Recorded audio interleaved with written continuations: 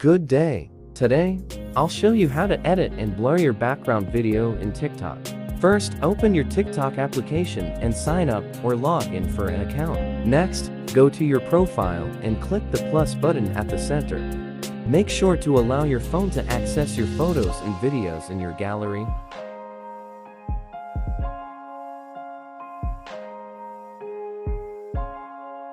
At the right bottom, you can see upload video or photo. Click it to upload your chosen video.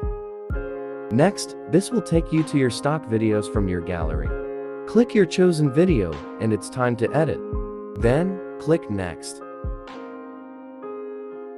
Click Next and at the bottom you can see some tools for editing your video.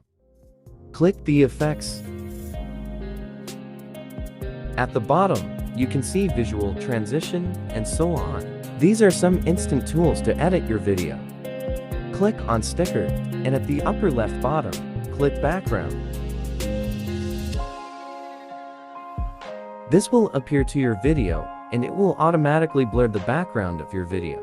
Look closely and it actually blurred. Click next if you're done with the blurring background. Sometimes, blurring the background focuses the person in the video. You can now add music or stickers to your video before posting.